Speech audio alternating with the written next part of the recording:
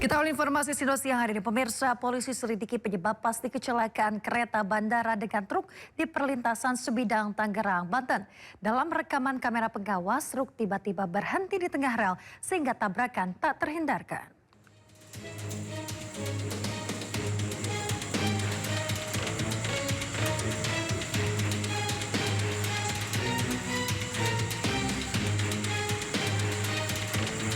Kamera pengawas merekam detik-detik kereta bandara menabrak truk pengangkut skoci di perlintasan Sebidang selepas stasiun Poris, Tangerang, Banten.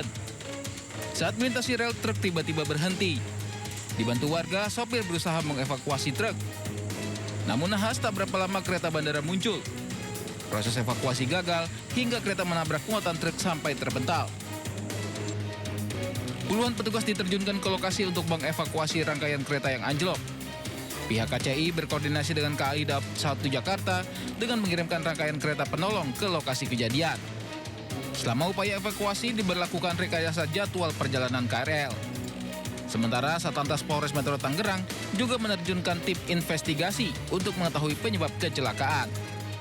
Dari keterangan, dari saksi, dari supir, ataupun kami melihat langsung dari CCTV yang ada di lokasi, artinya palang pintu belum ada upaya penutupan, ya, masih terbuka lebar, dan juga dari CCTV juga jelas apa yang sudah terjadi sebelum ditutup itu sudah kami lihat langsung dari rekaman. Pak, tapi sirene perlintasan memang sudah bunyi atau belum, Pak? Sirine tadi keterangan dari petugas, dia sempat lakukan upaya-upaya untuk memberitahu masinis dan sirine sudah dibunyikan, tapi ada upaya untuk tidak diindahkan daripada kendaraan, dan juga memang satu sisi kendaraan juga melihat palang pintu belum ditutup. Jadi memang nanti kita harus dalami. Dalam peristiwa ini, sopir truk dan seluruh penumpang kereta selamat. Sopir truk jalani pemeriksaan di unit Gakum Satlantas Polres Metro Tangerang. Dari Tangerang, Banten, tim liputan iNews melaporkan. Pemirsa, isak tangis mewarnai proses evakuasi pilot Hendrik. Korban meninggal dunia dalam insiden pesawat Pelita Air yang jatuh di pegunungan Krayan, Kabupaten Nunukan, Kalimantan Utara. Faktor cuaca diduga menjadi penyebab jatuhnya pesawat pengangkut BBM tersebut.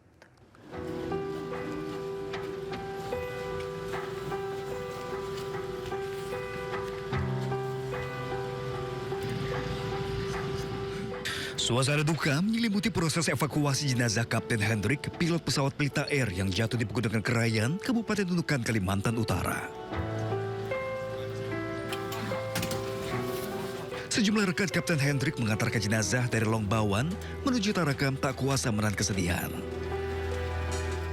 Jenazah diterbangkan dari Longbawan Krayan menuju Bandar Juwata Tarakan sebelum akhirnya dipulangkan ke rumah duka di Bogor, Jawa Barat. Untuk kondisi medan sangat ekstrim, dia berada di lereng gunung begini. Untuk ininya pohon-pohon masih besar semua, tinggi. Untuk kondisi kami temukan itu pesawat masih api, masih kondisi menyala. Dan untuk pilot kami langsung identifikasi karena yang membuat hanya satu, hanya pilot, jadi kami langsung identifikasi. Setelah kami memastikan di lokasi aman dari bahaya, ya kami langsung mengevakuasi pilot keluar dari pesawat dari kokpit. Posisi pilot di kokpit ya? Posisi pilot di kokpit. Kamis siang, warga di Krayan, Kabupaten Nunukan, Kalimantan Utara digegerkan pesawat jatuh. Dari video amatir, seorang warga melihat sebuah pesawat kecil yang diduga mengangkut BBM jatuh. Badan pesawat pada pukul 13. Kejadian ini mengakibatkan kepulan asap hitam membumbung tinggi di area puncak pegunungan. Puing-puing pesawat ditemukan di Gunung Paramayo, dataran tinggi Krayan, Nunukan, Kalimantan Utara. Pesawat merupakan pesawat pengangkut BBM jenis Air Tractor 802 milik maskapai Pelita Air. Hingga kini, penyebab pasti kecelakaan masih dalam penyidikan pihak Komite Nasional Keselamatan Transportasi KNKT. Dari Nunukan, Kalimantan Utara, tim liputan iNews melaporkan. Pemirsa, warga di kawasan Krayan, Kabupaten Nunukan, Kalimantan Utara digegerkan dengan pesawat jatuh di area pegunungan. Pesawat jatuh merupakan maskapai pengangkut BBM milik Pelita Air.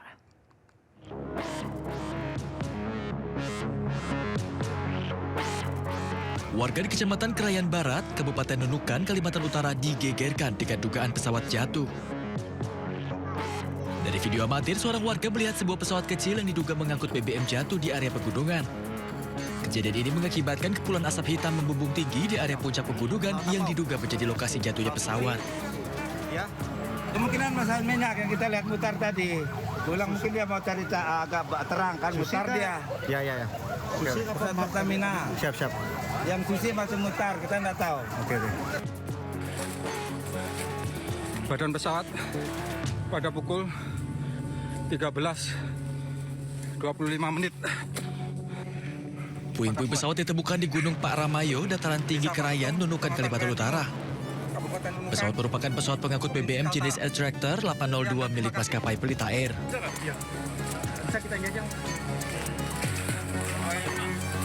Pada pukul 14.33 local time, tim SAR gabungan menemukan pesawat terbakar dan satu korban ditemukan meninggal dunia dalam kereta terbakar.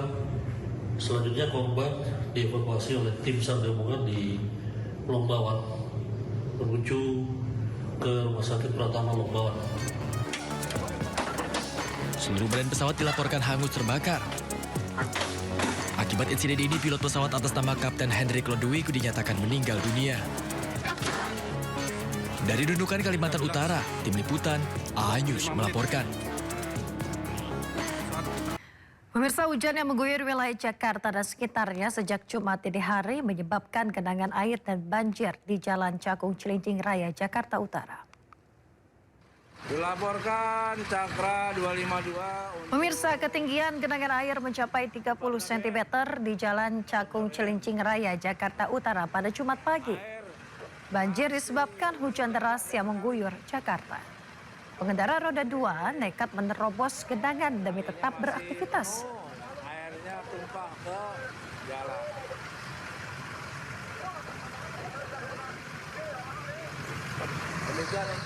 Hujan mengguyur wilayah Jakarta dan sekitarnya sejak dini hari membuat permukiman warga di Kebon Pala, Jakarta Timur terendam banjir. Banjir merendam dengan ketinggian mencapai 1,2 meter. Ketinggian air terus bertambah di wilayah Kebon Pala, Jakarta Timur hingga Jumat pagi dan merendam rumah-rumah warga setinggi 1 meter lebih. Selain merendam rumah, banjir juga mengganggu aktivitas warga. Sejumlah akses jalan lingkungan tidak dapat dilalui kendaraan. Petugas dari Penanganan Prasarana dan Sarana Umum atau PPSU, kemudian BPBD serta aparat setempat berada di lokasi untuk memantau kondisi dan juga membantu evakuasi. Beberapa perahu karet dikerahkan guna membantu mobilitas warga di titik-titik banjir yang cukup dalam.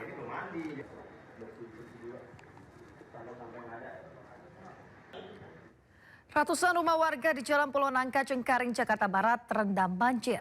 Bahkan akses jalan menuju permukiman warga juga turut terendam.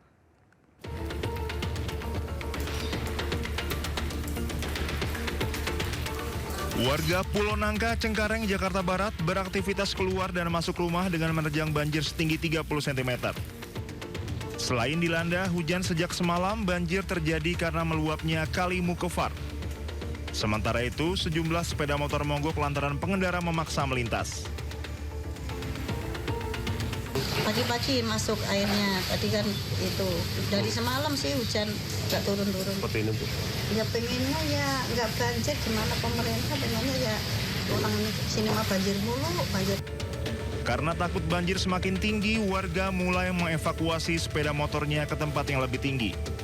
Warga berharap Pemprov DKI Jakarta serius mengatasi permasalahan banjir yang selalu terjadi setiap hujan turun. Dari Jakarta, Miftahul Gani, A-News melaporkan.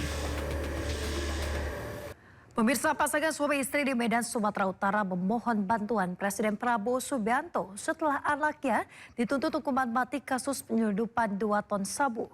Keluarga tidak terima lantaran anaknya tidak tahu menahu soal penyelundupan narkoba dan baru bekerja 4 hari sebelum ditangkap.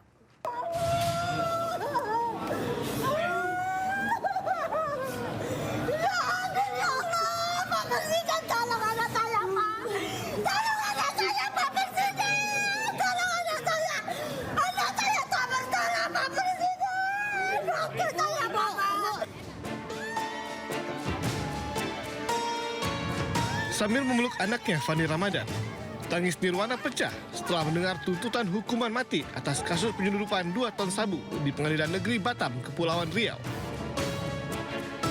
Pada Mei 2025 lalu, Fandi yang bekerja sebagai anak buah kapal ditangkap dengan barang bukti sabu yang dikemas dalam kantong berisi teh Cina. Menurut keluarga di Kota Medan, Sumatera Utara, Fandi Ramadan merupakan pemuda yang baik dan tidak terlibat atas penyelundupan narkotika jaringan internasional tersebut. Ayah Fandi memohon Presiden Prabowo Subianto untuk membebaskan anaknya yang tidak bersalah. Fandi diketahui baru bekerja 4 hari sebelum ditangkap dan bertugas di kamar mesin. Bapak Presiden, saya bermohon, tolonglah atur. Bisa, Pak. Untuk bisa dibebaskan. Tenang. Bebaskan anak kami, Pak Presiden. Bisa dapat dibebaskan. Anak kami nggak bersalah. Pelan-pelan aja, Pak. Harapan saya kepada Bapak Presiden, mohonlah berilah keadilan kepada anak saya. Saya selaku orang tua berharap kepada Bapak Presiden, tolonglah dibebaskan anak saya, karena dia tulang punggung keluarga. Sementara itu, pengacara Hotman Paris Hutapea menyatakan siap membantu proses hukum yang menimpa Fandi Ramadan saat bertemu orang tua Fandi Ramadan di Jakarta. Hotman menilai Fandi telah difitnah bergabung dengan jaringan narkoba internasional.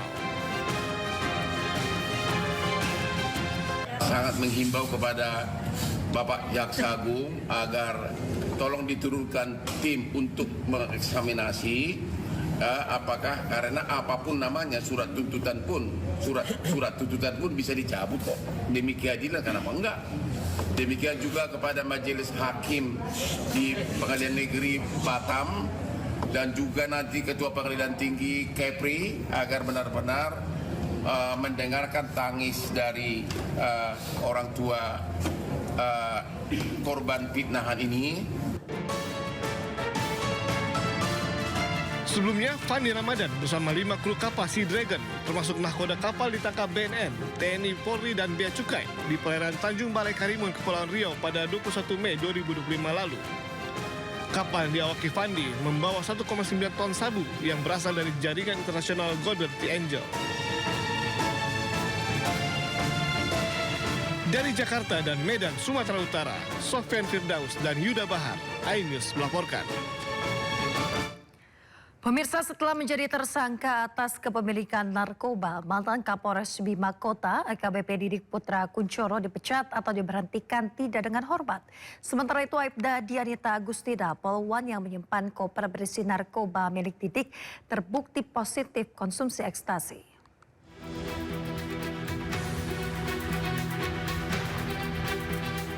Narkoba bisa merayu siapa saja untuk menggunakannya, termasuk oknum anggota polisi. Seperti yang dilakukan mantan Kapolres Bima Kota AKBP Didik Putra Kuncoro. Kasus berawal dari nyanyian anak buah Didik mantan Kasat Narkoba Polres Bima AKP Malaungi yang ditangkap akibat peredaran sabu di Kota Bima. Dari pengakuan Malaungi, ia menyebut keterlibatan atasannya yang tak lain AKBP Didik Putra Kuncoro. Polisi langsung bergerak menangkap Didik. Dari nyanyian Didik, ia menyebut menyimpan narkoba di rumah polwan Aibda Dianita Agustina. Polisi kembali memburu Aibda Dianita hingga berhasil menemukan koper yang dimaksud. Bukan sembarang koper, koper putih itu berisi berbagai jenis narkoba, termasuk 49 butir pil ekstasi. Tak lama, polisi lakukan gelar perkara dan memutuskan status AKP Didik dari saksi menjadi tersangka. AKP Didik terbukti bersalah atas pemilikan narkoba. Setelah menjadi tersangka, AKP Didik Putra Kuncoro jalani sidang Komisi Kode Etik Divisi Propam Polri. Didik diputuskan bersalah dan langsung dipecat atau pemberhentian tidak dengan hormat. Pemberhentian tidak dengan hormat atau PTDH sebagai anggota Polri. Atas putusan tersebut, pelanggar di hadapan Ketua dan anggota komisi pada putusan sidang menyatakan menerima. Kini Didik Putra Kuncoro dijerat pasal berlapis dan terancam hukuman seumur hidup. Kasus rupanya belum usai setelah Didik diberhentikan tidak dengan hormat. Aibda Dianita Agustina, polwan yang menyimpan koper koper berisi narkoba Didik rupanya terbukti positif mengkonsumsi ekstasi. Tidak berhenti di situ, istri Didik, Miranti Afruana, juga terbukti melakukan hal yang sama. Tim Liputan Ainus melaporkan. Pemirsa, Kapolri Jenderal Listio Sigit Prabowo perintahkan jajaran Propampolri untuk lakukan tes urin terhadap seluruh anggota Korps Bayangkara. Perintah tersebut dikeluarkan menyusul masih ditemukannya anggota Polri yang terlibat kasus narkoba. Maka berdasarkan perintah Kapolri, di Propampolri dan jajaran akan melaksanakan kegiatan pemeriksaan urin.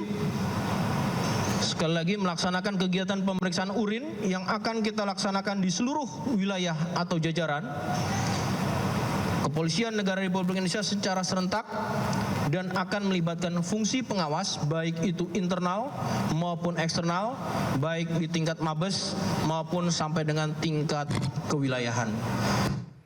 Pemirsa, melalui kuasa hukumnya, mantan Kapolres Bima AKBP Didik Putra Kuncoro menyampaikan surat pernyataan terkait dugaan kasus narkotika yang menjeratnya. Didik menegaskan tidak pernah memerintahkan anggotanya meminta uang kepada pihak tertentu, serta menyebut narkotika dalam koper yang ditemukan saat penggeledahan adalah milik pribadinya.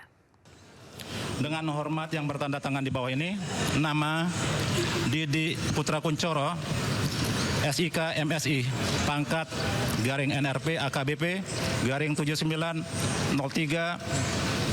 1391.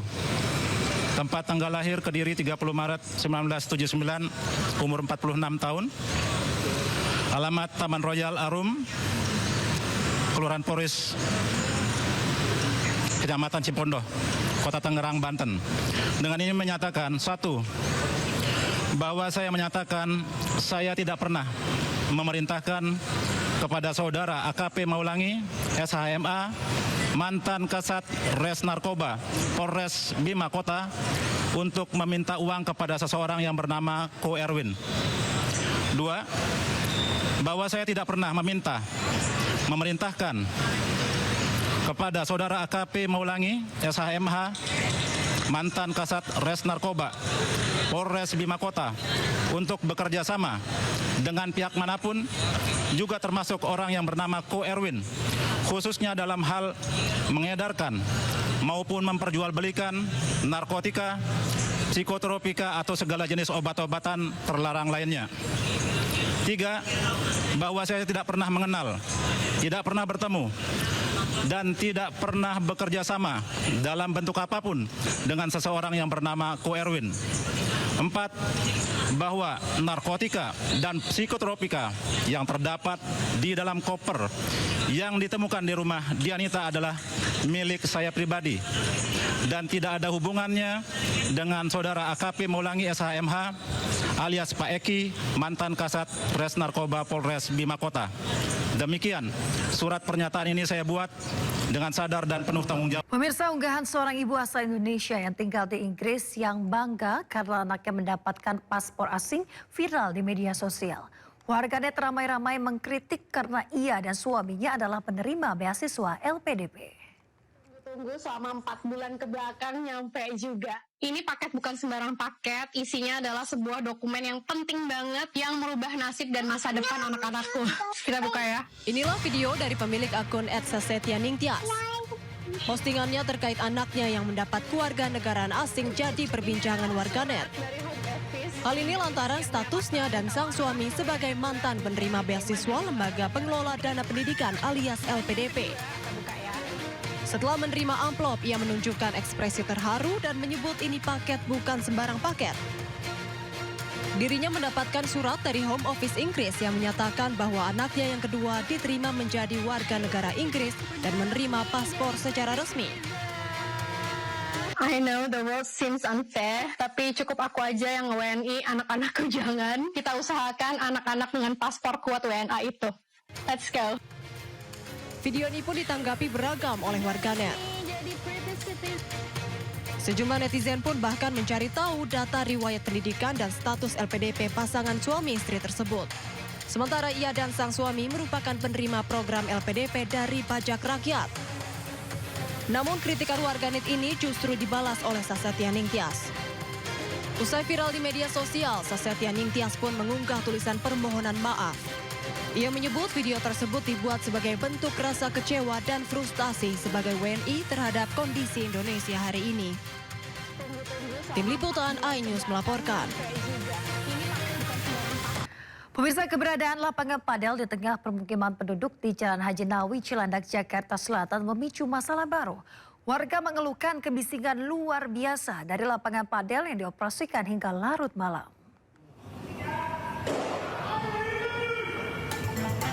Suara tepak-tepak raket dan bola padel serta teriakan pemain terdengar jelas dari permukiman warga di Jalan Haji Nawi, Kelurahan Gandaria Selatan, Cilandak, Jakarta Selatan.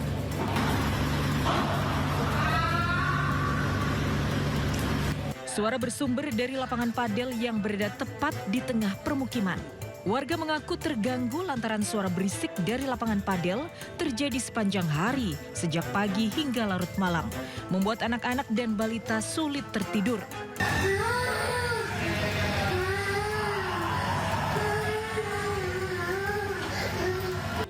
Tidak hanya bising suara, bola padel juga beberapa kali mengenai rumah warga lantaran lokasi lapangan yang benar-benar menempel dengan rumah warga.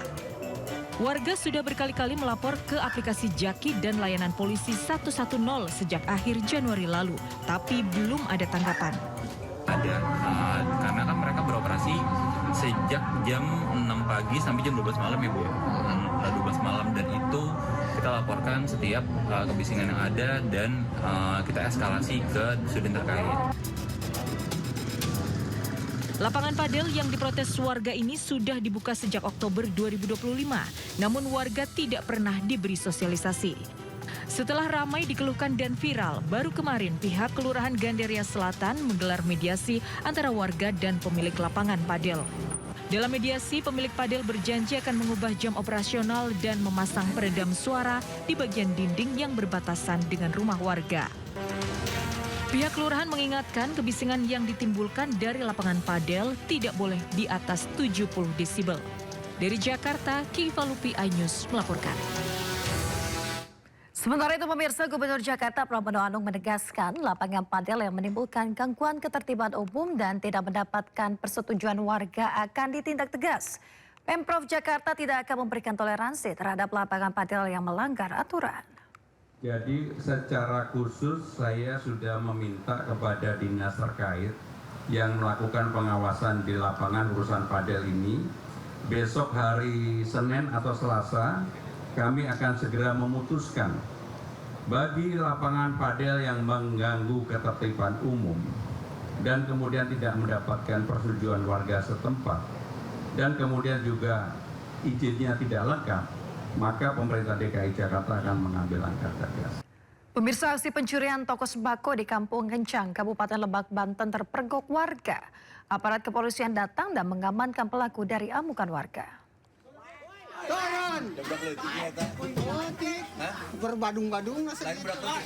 Inilah video amatir detik-detik saat pelaku pencurian toko sembako di Kampung Kencang, Desa Sumur Bandung, Kecamatan Cikulur, Kabupaten Lebak, Banten ditangkap warga.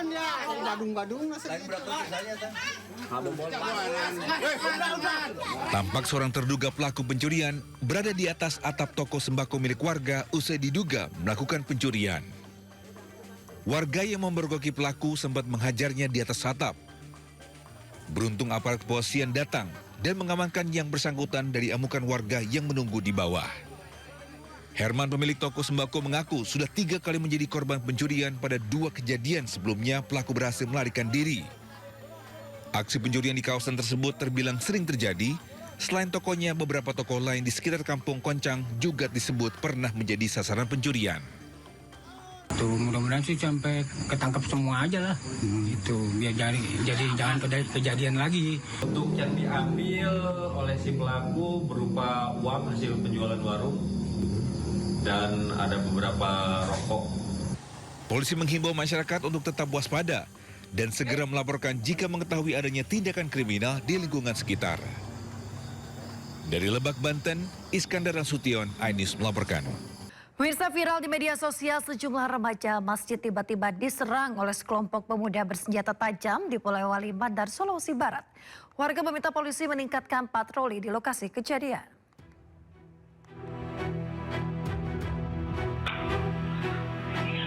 Inilah aksi sejumlah remaja bersenjata tajam saat melakukan penyerangan di depan Masjid Al-Amin, Matakali, Polewali Mandar.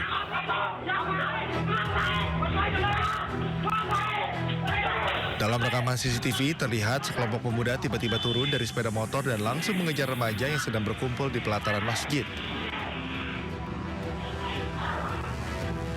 Para remaja masjid berlarian menyelamatkan diri. Bahkan mereka terpaksa melompat pagar setinggi 1,5 meter karena puluhan pelaku menyerang sambil membawa senjata tajam. Kejadian ini menimbulkan kepanikan dan keresahan warga. Aparat kepolisian yang tiba di lokasi langsung melakukan olah tempat kejadian perkara dan meminta keterangan sejumlah saksi guna mengungkap motif serta pelaku penyerangan. Warga berharap aparat kepolisian meningkatkan pengamanan sebab kejadian yang sama pernah terjadi beberapa waktu lalu hingga menimbulkan korban jiwa. Dari Polewali Mandar, Sulawesi Barat, Husair Zainal, iNews melaporkan. Pemirsa, program Makan Bergizi Gratis atau MBG tetap berjalan selama Ramadan. Menu yang dibagikan dalam bentuk yang lebih awet atau tidak cepat basi dan dibagikan di jam pulang sekolah.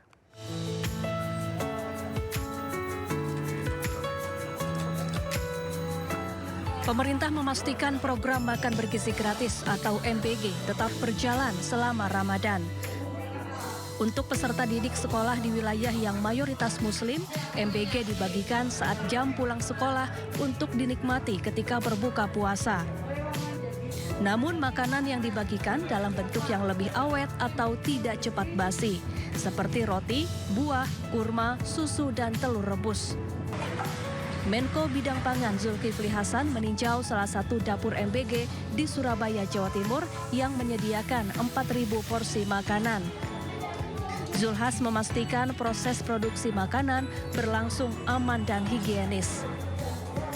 Bagi yang berpuasa dikasih makanan kering. Tadi ada contohnya, ada telur, ya, kan telur direbus saja, jadi kapan aja bisa dimakan kan. 2 roti, 3 bisa kurma, ya, ada 4 kacang tadi.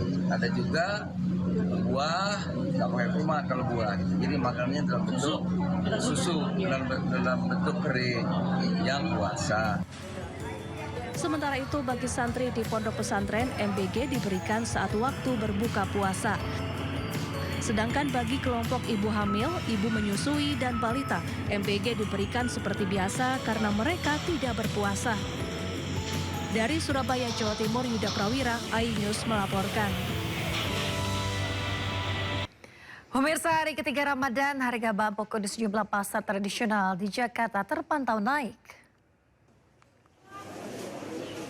Beberapa bahan pokok yang mengalami kenaikan harga di Pasar Senen, Jakarta diantaranya daging ayam, daging sapi, telur, bawang merah, dan cabai merah. Untuk harga telur di Pasar Senen yang semula Rp27.000 per kilogram menjadi Rp31.000.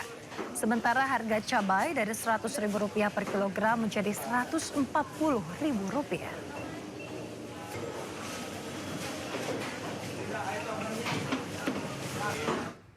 Pemirsa, untuk mengetahui komoditi apa saja yang mengalami kenaikan di Pasar Senen, Jakarta, kami telah terhubung dengan rekan Kea Dela Rosa dengan juru kamera Muhammad Khairuddin. Selamat siang, Kea, silakan dengan laporan Anda.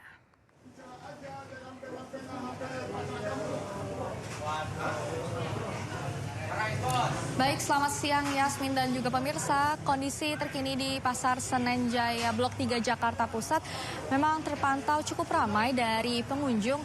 Namun beberapa pengunjung dan juga pedagang mengeluhkan hal yang sama, yakni harga sembako naik pada saat di hari ketiga bulan suci Ramadan ini. Dan memang di samping kiri saya, di belakang saya tepatnya sudah masih banyak pedagang daging sapi yang masih berdagang karena memang sejak siang para pedagang ini banyak sekali dikunjungi oleh warga karena memang daging sapi dan juga iga tetap menjadi makanan sajian favorit pada saat bulan suci Ramadan ini. Diketahui dari para pedagang, harga untuk daging sapi saat ini dipatok dengan harga Rp140.000 per kilogram, yang sebelumnya hanya Rp130.000 per kilogram.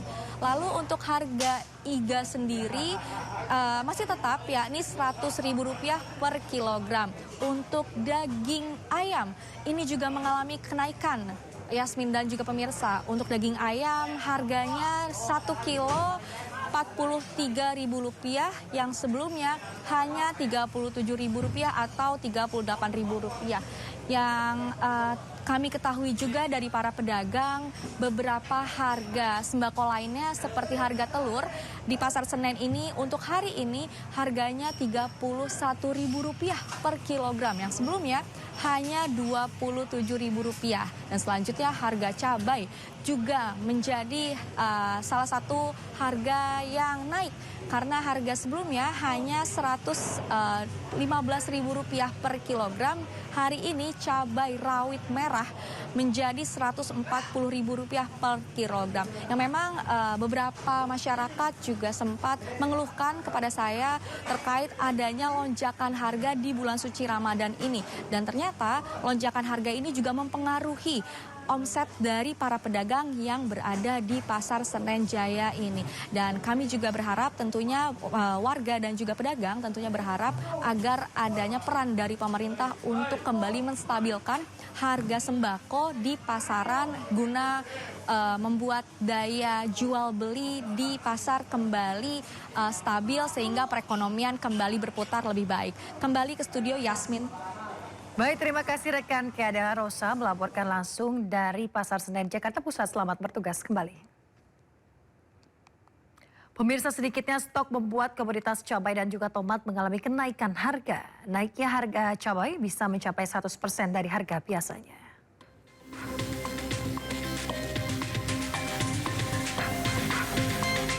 Harga bahan pangan pokok komoditas cabai dan tomat mengalami kenaikan pada pekan pertama Ramadan.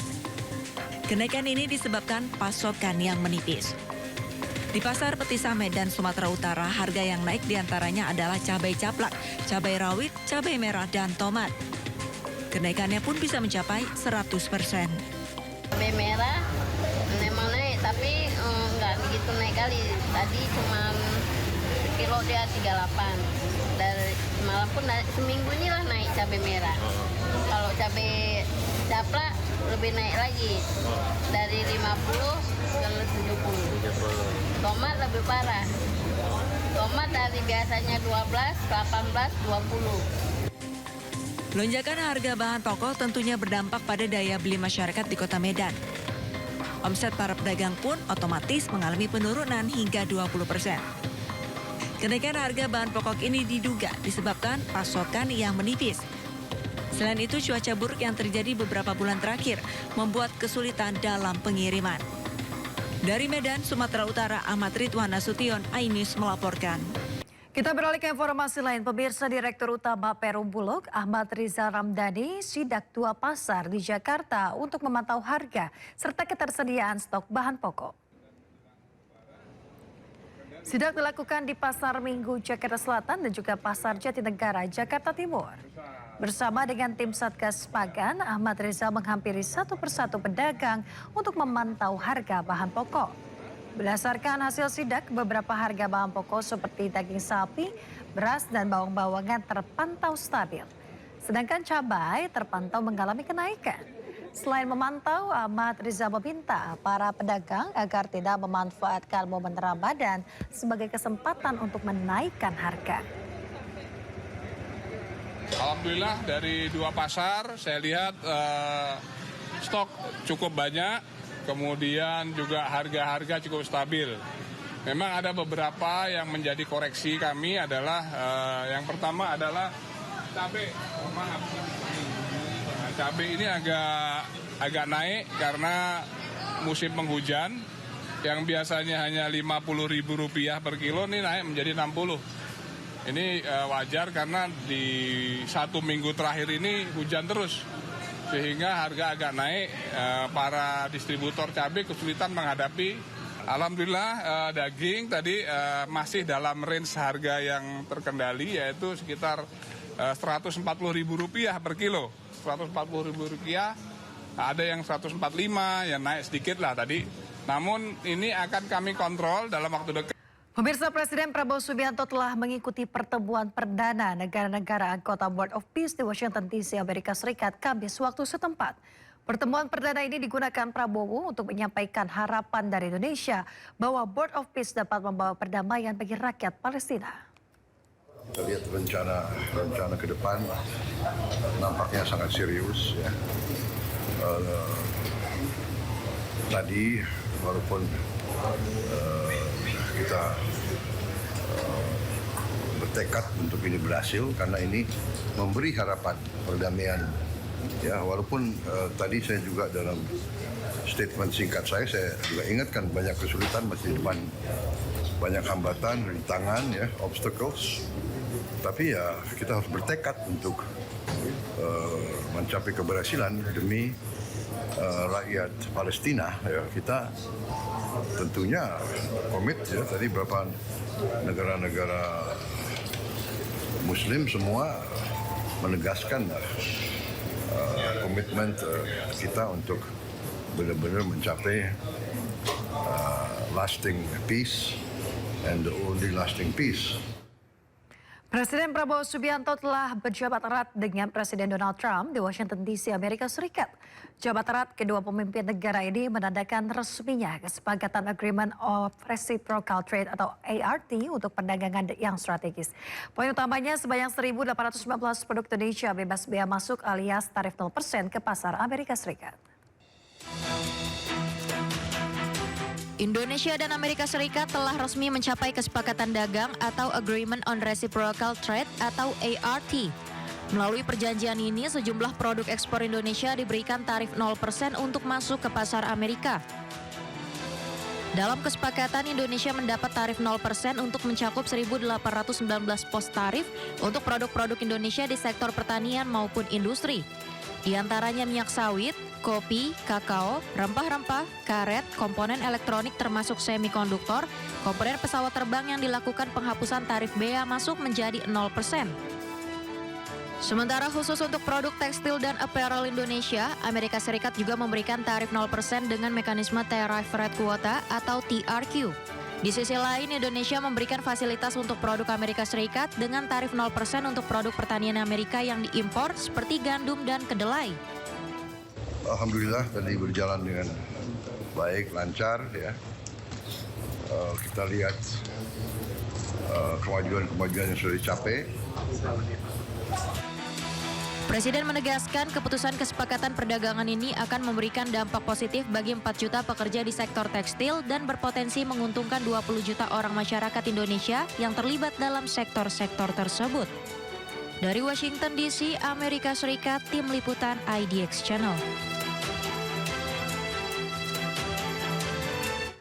Indonesia resmi menandatangani perjanjian dagang resiprokal dengan Amerika Serikat. Dokumen tersebut ditandatangani oleh Menteri Koordinator Perekonomian Erlangga Hartarto dan Perwakilan Perdagangan Amerika Serikat Ambasador Jamieson Greer. Pemerintah Indonesia resmi menandatangani perjanjian dagang resiprokal dengan pemerintah Amerika Serikat. Penandatanganan perjanjian berlangsung di Washington DC. Dokumen tersebut ditandatangani oleh Menteri Koordinator Perekonomian Erlangga Hartarto dan Perwakilan Perdagangan Amerika Serikat Ambasador Jamieson Greer. Yang diteken keduanya merupakan dokumen Agreement on Reciprocal Trade alias kontrak perdagangan timbal balik. Presiden Prabowo Subianto dan Presiden Donald Trump juga tak tampak dalam siaran langsung penandatanganannya. Namun dalam konferensi pers seusai penandatanganan, Menko Perekonomian Erlangga Hartarto mengonfirmasi bahwa Prabowo dan Trump sudah menandatangani dokumen ART bertajuk Implementation of the Agreement Toward New Golden Age US-Indonesia Alliance. Tadi pagi Bapak Presiden langsung menandatangani kerjasama Agreement of Reciprocal Trade yang diberi judul Toward a New Golden Age for the US-Indonesia Alliance dan ditandatangani secara bersama baik oleh Bapak Presiden Prabowo maupun Presiden Donald Trump. Dan dalam pertemuan bilateral antara kedua pemimpin itu berjalan cukup lama, selama 30 menit. Dokumen terkait dengan Agreement on Reciprocal Trade Ini lampirannya itu tadi juga dilanjutkan bersama di kantor daripada USTR, Ambasador Jamieson Greer. Indonesia dan Amerika Serikat. Sebelumnya, sejumlah poin substansi dari dokumen negosiasi tersebut telah disepakati dan dibahas dalam proses harmonisasi bahasa hukum. Di dalam kerangka kesepakatan itu, Indonesia telah berkomitmen membebaskan tarif bea masuk bagi sebagian besar produk asal Amerika Serikat. Sedangkan Amerika Serikat menurunkan tarif resiprokal atas produk Indonesia dari 32% menjadi 19%. Amerika juga berkomitmen memberikan pengecualian tarif bagi sejumlah komoditas unggulan ekspor Indonesia, termasuk minyak kelapa sawit, kopi, dan kakao. Pengecualian tarif diberlakukan bagi produk-produk ekspor asal Indonesia yang tidak bisa diproduksi oleh Amerika Serikat.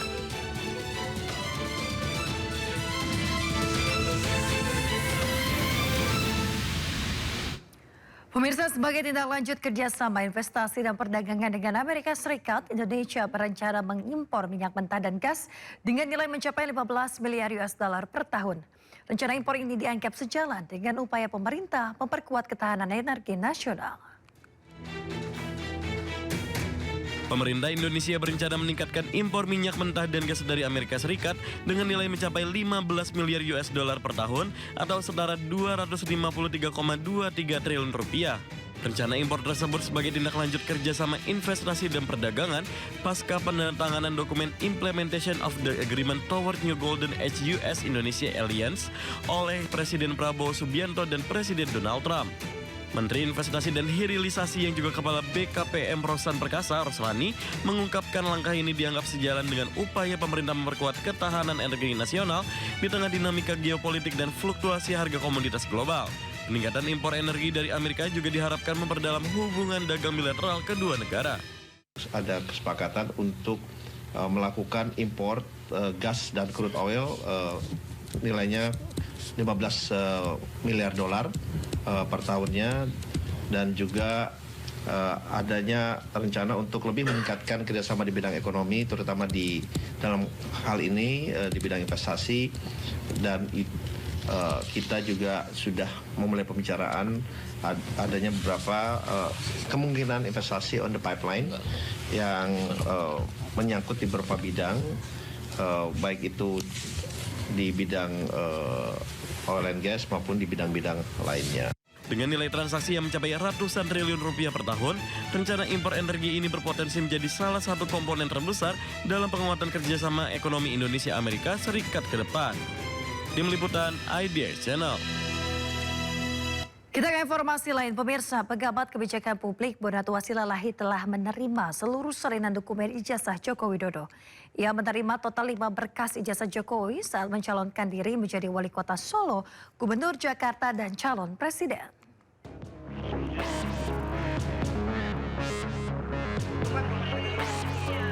Bonatua Silalahi telah menerima salinan lengkap ijazah Presiden ke-7 Joko Widodo. Salinan tanpa sensor ini diterima oleh Bonatua dari KPU Kota Surakarta, KPU Provinsi Jakarta, dan KPU Pusat. Terakhir, Bonatua menerima 2 salinan ijazah Jokowi dari KPU Kota Surakarta saat Jokowi menjadi Wali Kota Solo pada tahun 2005 dan 2010. Sebelumnya Bonatua juga telah menerima 1 salinan ijazah Jokowi dari KPU Provinsi Jakarta saat Jokowi jadi gubernur, dan 2 salinan ijazah Jokowi dari KPU Pusat saat mengikuti Pilpres 2014 dan 2019. Dengan demikian, total berkas ijazah Jokowi yang diterima Bonatua ada 5 dan seluruhnya tanpa sensor. Dibukanya akses terhadap ijazah Joko Widodo ini setelah Komisi Informasi Pusat mengabulkan permohonan Bonatua yang menyatakan ijazah Jokowi bisa diakses oleh publik. Dari Jakarta, Tim Liputan iNews melaporkan. Pemirsa, Majen TNI Purnawirawan Prihati Pujo Waskito resmi dilantik menjadi Direktur Utama BPJS Kesehatan yang baru. Pramudia Iriawan Buntoro. Presiden Prabowo Subianto menunjuk Prihatin Pujo Waskito yang akan menjabat hingga tahun 2031 menggantikan posisi Ali Gufron Mukti yang jabatannya habis pada Februari ini. Usai pelantikan, Prihatin bersama jajarannya memastikan akan melanjutkan berbagai tugas dan berjanji akan bekerja keras dan melaksanakan tugas dengan penuh tanggung jawab. Prihatin menyadari ini menjadi amanah yang besar karena menyangkut kesehatan sosial dari 283 juta jiwa peserta BPJS. Jadi saya merasa menerima amanat yang besar, jadi akan ikut menyelenggarakan jaminan kesehatan sosial yang pesertanya 283 jiwa tadi, dan ini juta ya, 283 juta jiwa, dan kerjasama dengan 23.000 fasilitas kesehatan dan 3.000 rumah sakit. Ya, pada kesempatan ini kami mengucapkan terima kasih kepada Bapak Presiden yang telah memberikan surat perintah untuk penugasan ini, dan tentunya kepada direksi dan dewas sebelumnya yang telah memberikan fondasi yang kokoh pada program ini, dan kami akan melanjutkan yang baik-baik. Dan kami siap melaksanakan tugas ini dengan penuh tanggung jawab dan siap bekerja keras untuk pelayanan yang mudah. Pemirsa, pasca dinonaktifkan BPJS penerima bantuan iuran, banyak masyarakat tidak bisa berobat. Hal ini juga dirasakan warga Pelalawan Riau yang memiliki perekonomian bawah.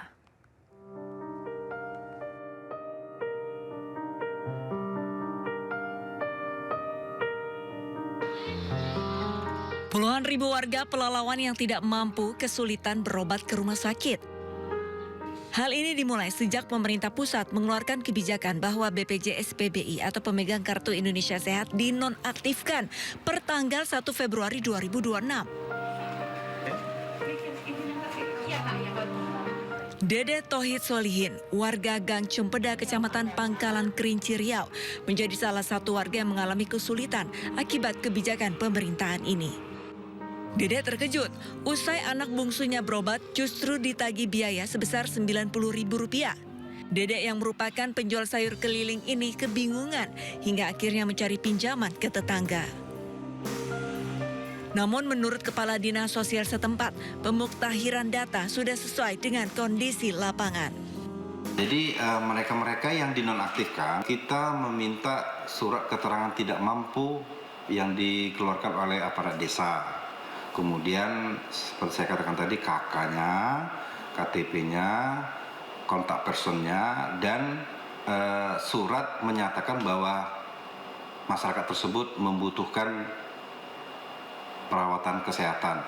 Baik itu surat keterangan dari puskesmas atau pelayanan kesehatan pertama, baik itu surat rujukan yang sudah sebelumnya sudah berobat dan ada rujukannya. Kemudian surat kontrol yang mungkin dia sudah beberapa kali dan dia sangat membutuhkan perawatan tadi, makanya dia memegang surat kontrol, dan ini akan kita dahulukan. Warga Pelalawan yang memiliki kartu BPJS PBI jumlahnya mencapai 171.030 orang. Sedangkan kartu yang dinonaktifkan sebanyak 27.943 orang. Sisanya 150.000 lebih masih aktif. Dari Kabupaten Pelalawan Riau, Diki Kurniawan, iNews melaporkan. Pemirsa, berburu takjil merupakan salah satu momen yang paling ditunggu saat Ramadan. Warga berbondong-bondong menyerbu lapak takjil di Jalan Kramat, Jakarta Pusat. Di hari kedua Ramadan, pemirsa, warga antusias berburu beragam jenis takjil untuk berbuka puasa. Beragam takjil berupa makanan ringan dengan cita rasa manis seperti aneka kue dan juga makanan gorengan yang memiliki cita rasa asin, gurih hingga pedas diburu warga.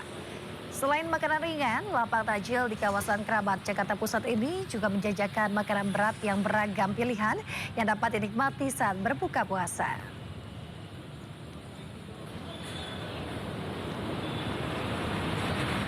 Pemirsa, kue nastar identik dengan selai nanas. Namun ada yang unik dengan nastar di Malang, Jawa Timur karena berbentuk apel. Seorang pengusaha kue kering meraup cuan dengan nastar apel.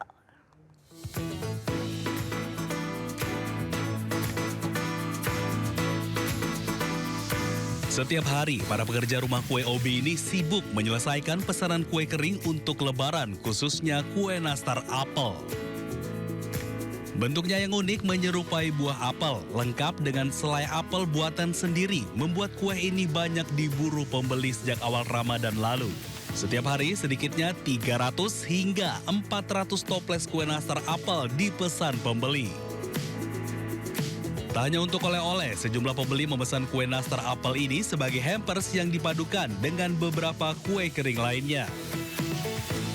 Kalau untuk hampers, ini mulai bulan kemarin sudah banyak permintaan. Masuk Maret, bulan Ramadan ini permintaan meningkat sampai 30%. Semuanya minta ada nastar apelnya. Sejak awal hingga pekan pertama bulan Ramadan, sudah ada lebih dari 1.000 toples kue nastar apel dan ratusan hampers yang dipesan. Untuk harga kue nastar apel ini dibanderol mulai dari Rp80 hingga Rp150.000 per toples.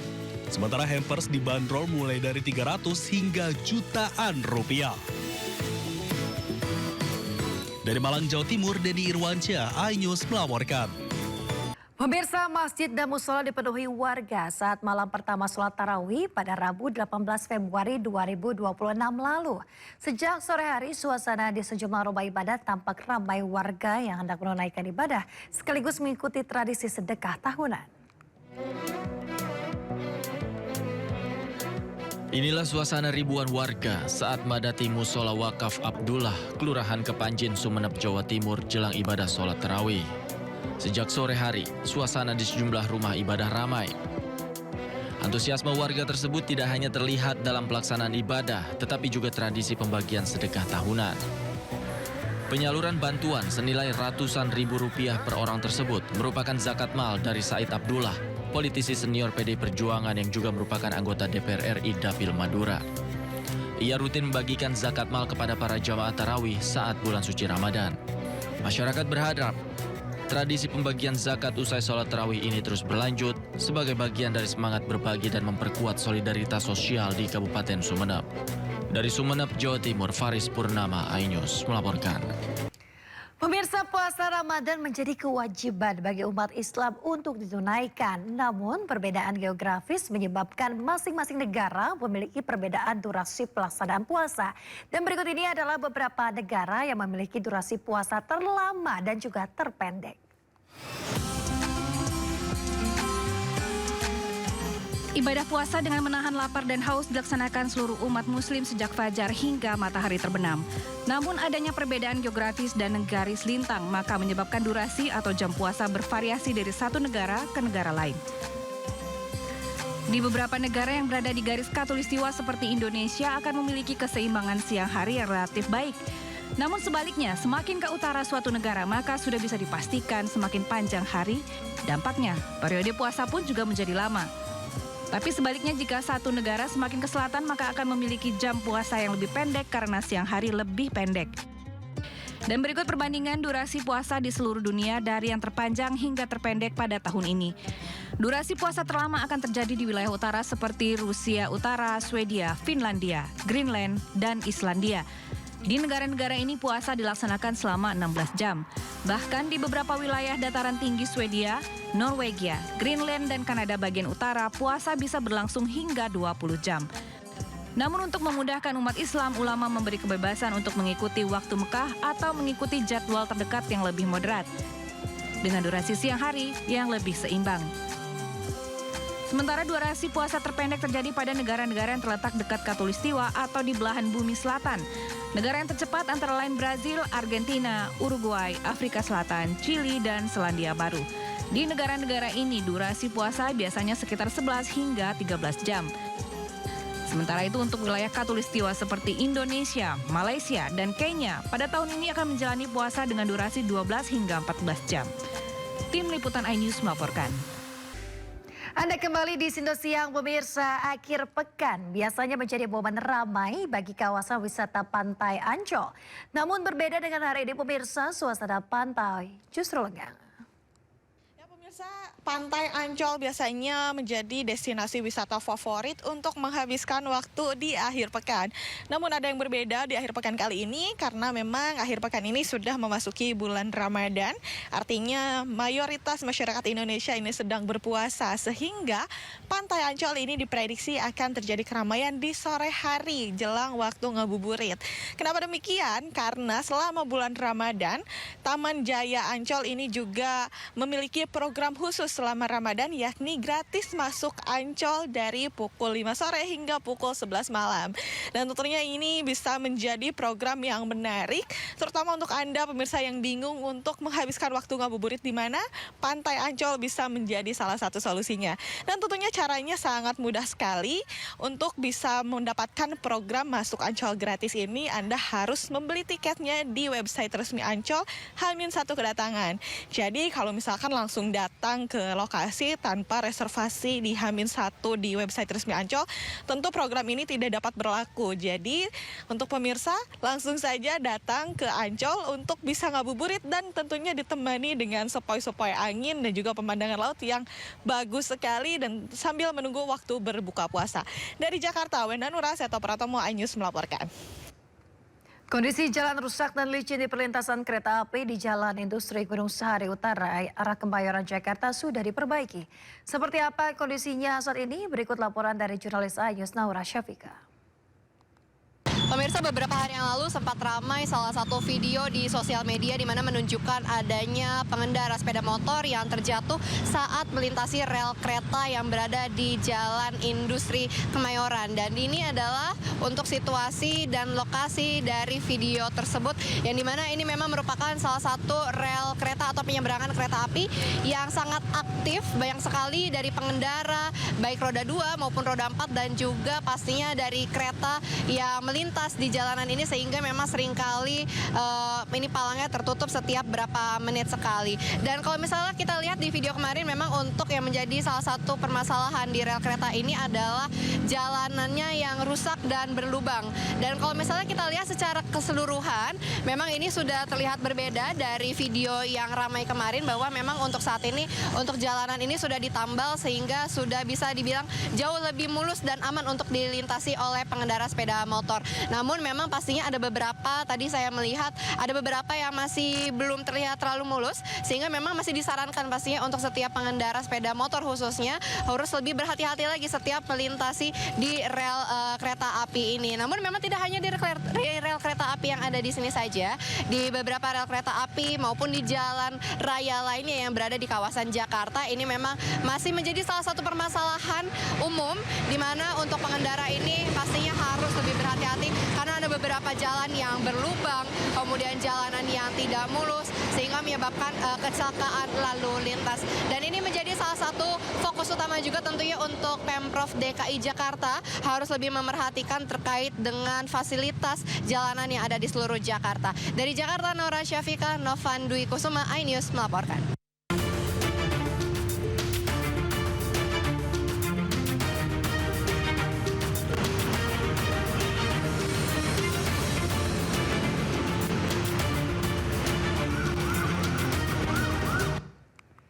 Pemirsa, saatnya kita simak pantauan arus lalu lintas yang hari ini dan kami telah terhubung dengan Brigadir Cici Yarangga dari ANTMC Polri yang kini berada di kawasan Taman Mini Indonesia Indah, Jakarta Timur. Selamat siang Brigadir Cici, bagaimana pantauan arus lalu lintas dari tempat Anda melaporkan saat ini?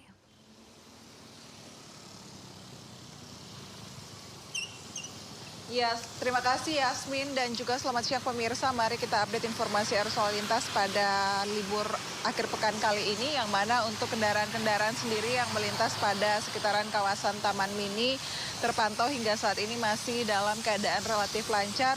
Bisa dilihat bahwa kendaraan-kendaraan yang melintas dari arah Pondok Gede yang nantinya akan menuju ke arah Kramat Jati hingga siang hari ini dalam keadaan relatif lancar. Perlambatan kecepatan kendaraan terjadi hanya adanya antrian traffic light, namun selepasnya kendaraan-kendaraan masih menempuh kecepatan yang cukup normal.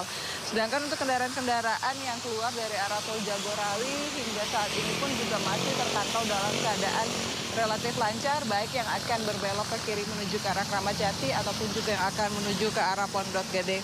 Hingga saat ini pemirsa perlu kami laporkan bahwa kondisi arus lalu lintas pada umumnya bersifat situasional ataupun masih dalam keadaan relatif lancar dari berbagai arahnya. Kami menghimbau bagi para pengendara yang melintasi kawasan ini agar tetap berhati-hati dengan menjaga batas laju kecepatan kendaraan Anda dikarenakan jalanan yang cukup licin dan juga untuk cuaca pada sekitaran kawasan Taman Mini sendiri saat ini sedang diguyur hujan ringan. Kami himbau bagi para pengendara agar tetap berhati-hati dan juga khususnya bagi para pengendara sepeda motor untuk selalu menyiapkan mantel hujan yang tidak berjenis ponco demi menjaga keselamatan diri Anda saat berkendara.